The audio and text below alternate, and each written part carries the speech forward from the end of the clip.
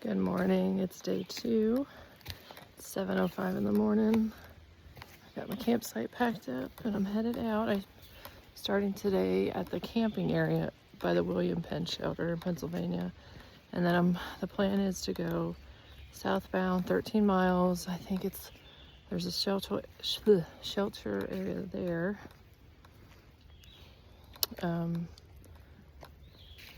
With some camping sites. I think actually I'll probably just stay. There's like the camping sites, you don't even have to go down to where the shelter is. I'll probably do that. That's pretty much what I did last night. I'll do that again tonight, I think. And at mile 7 today, there's a hostel that has some resupply stuff. So that's like right off the trail. So depending how I feel, if I want to get a pop or like eat hot food, I may do that. Yeah.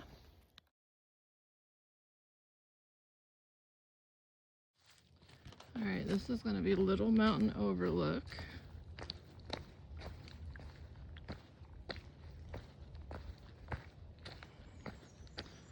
I might take my pack off and just enjoy this for a few minutes.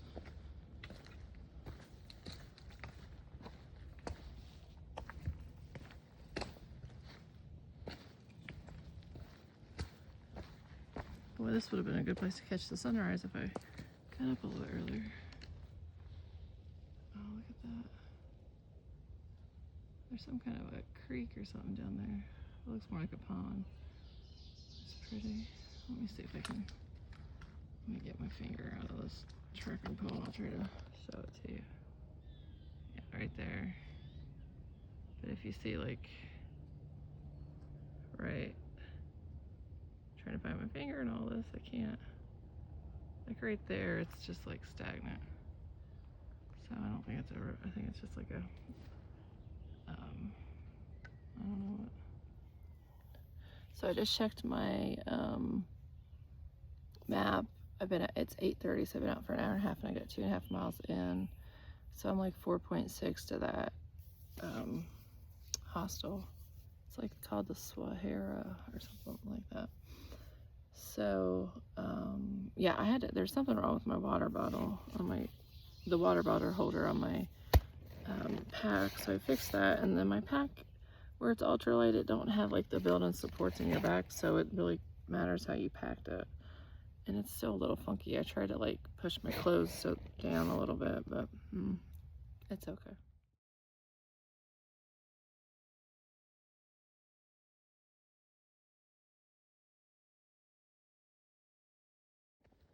So really most of my days have been ridge walking. Now I've had some rocks, but I've also had plenty of spaces without rocks. I mean, really my only complaint for the day is just that my pack's a little too heavy. But yeah, this isn't a bad section. It's a little overgrown in places, but you know, most of it's been flat. So I just got to eat a berry. It's real shady, so a lot of the berries aren't ripe yet. And there were some that were ripe that were in the sun, but they were too far away. I have to walk slow because it's real rocky right now. But oh, and I took my pack off and then tried to shove some of my clothes down further in the bag because it was real top heavy and it was putting so much pressure on my shoulders, but it worked. So it actually feels way better now. And I think I'm under 3 miles. I'm probably I'd say by now I'm like 2.5 miles to that hostel. I'm real excited about that. I keep hoping that they have a Diet Dr. Pepper and like a hot dog, but I don't know if they do or not. But I'm excited.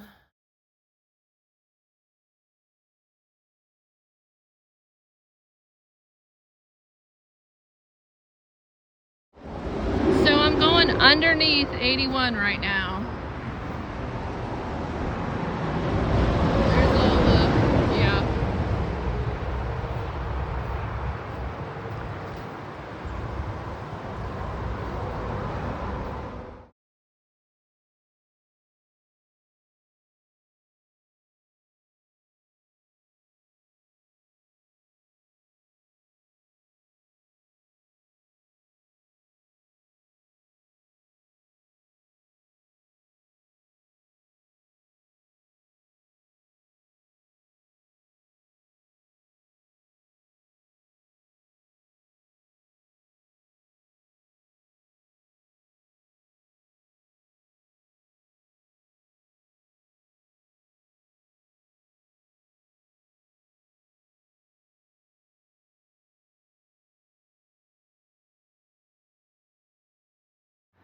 All right, so I just went to SWAT Tara Hostel.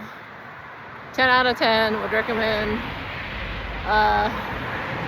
I'm walking back on the highway.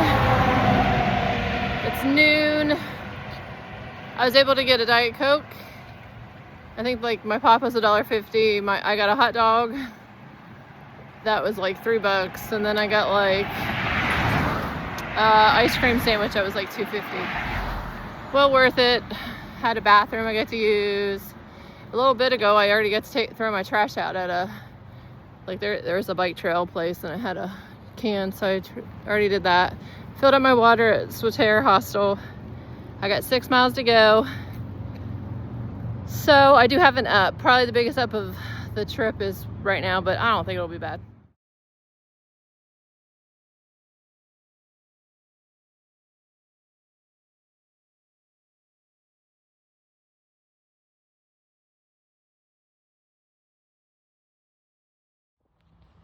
So I was planning on soaking my feet when I get to the campsite because I think it is by a creek, but then I get thinking it would really be good if I could to do it now because I'm starting to get like some hot spots. So I got like this giant bug on me. So yeah, the trail is up over this hill, but I kind of saw this little bit of water over here, so I'm just gonna let my feet cool down a little bit. Hopefully I don't get, I am a little paranoid about getting a leech on me, which I know it'll happen one of these days, but ugh.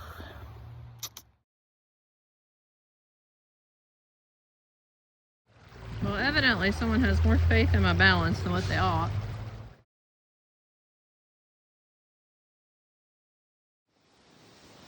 Look at this.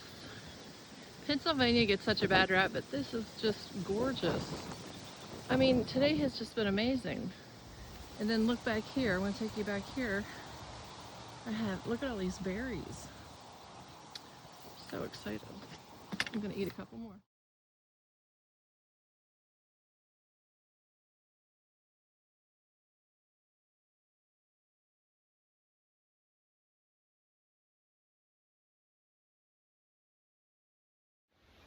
So it's 1:45. I've hiked 10 miles for the day. I thought I was hiking 13 today, but it's going to be 13.6 because if I go all the way to the shelter, it'll be 13.6. But I think there's some camping spots leading up to the shelter. And I think the shelter is like 0.3 off the trail. I ain't doing that. So it's a beautiful day, and I'm just sitting here taking my time because I can. Yeah. Do you know what I'm the most proud of in terms of hiking? It's not even what I'm doing today or when I do the big miles. It's when I first started and how I never quit and how I would struggle. I mean, sometimes I think about what I struggled with when I first started hiking, and I'm just like, wow. But you know, I was doing it at 50 pounds overweight. I was doing it at 100 pounds overweight, and I'm just so proud of that girl. Yeah, that's what I'm the most proud of. You know, don't think I'm ever going to apologize for who I am. And, you know, there's a lot of advice out there about being a woman in leadership and thinking like a man. But I have to just tell you, at this point in my life, what's important to me is not, I don't know, tweaking my career so that I have this aha career. What's important to me is that I live really authentically. And sometimes I'm like, boy, Melanie, you're getting emotional about that. But I'm not going to apologize for it because there's a whole lot of people that don't care at all. So I won't apologize for how I am. I feel I just have to be who God created me to be.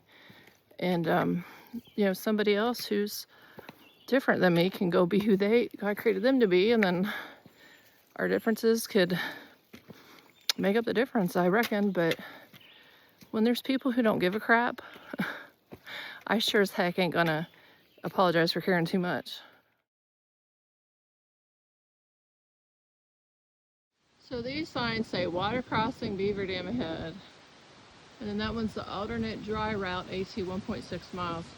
I just talked to somebody who's going northbound, and he had told me that The flooded part, which is the one I'm going on, is still like, I won't even get my feet wet. So I'm definitely gonna take the Beaver Dam part instead of adding another 1.5 miles to my trail. So we're, I think, approaching where the trail got flooded by the Beaver Dam. Look at all these trees that are just dead.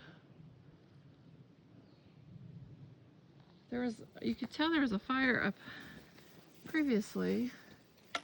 I'm not sure, I don't necessarily see like black marks from a fire. I don't know why all these trees are dead, but they are. It's a lot. Like all this. It's, you know, it's not bad when you're in the woods, but I've had a lot of sun today. I'm pretty sure I'll probably have a little bit of sun on my face, but anyhow, I'm gonna get off here because I gotta go over top of that. So it's 4:10 and I've got 9/10 of a mile to where I'm gonna camp. So I've taken a few breaks this afternoon, but my pack is just killing me, and I've got the time. So made it through the Beaver Dam. Look how nice and shaded there. Hopefully I'll just have a nice shaded forest for the rest of the evening. I'm gonna eat a little something and let my back have a break, and then I'll be up and to the campsite.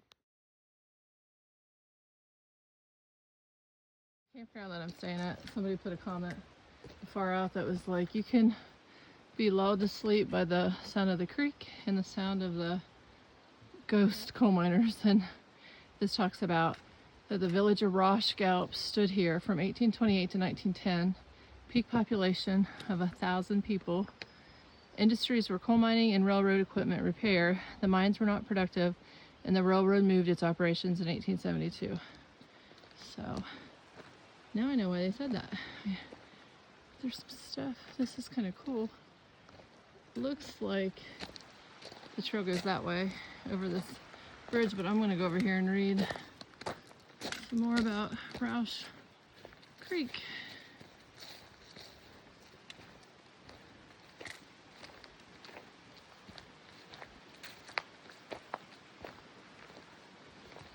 This is about diversion wells, and Dr. John Fritchie Jr., conservationist, sportsman, physician, and inspiration. That's cool. So I think I'm just tired because I'm not usually like this, but there's also like a cemetery not far from where I'm camping, so I'm a little freaked out. I don't know why. I might just take a Benadryl so I don't wake up in the middle of the night. Okay, so I came to this where the shelter is, but it's another 0.3 off, and then there's like this unofficial campsite, which that would be a perfect place for my tent. There's water down there. Check out this. That's a dead tree that could fall and kill me, so I don't know. So what I think I'm gonna do is try to cross the creek and try to set up over there.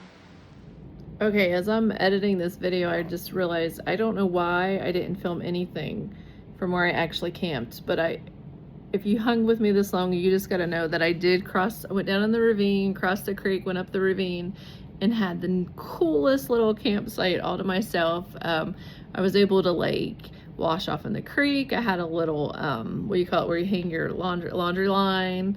And then at 4 a.m. that next morning, something happened that completely freaked me out, and that'll be how my next video starts. Thanks for watching.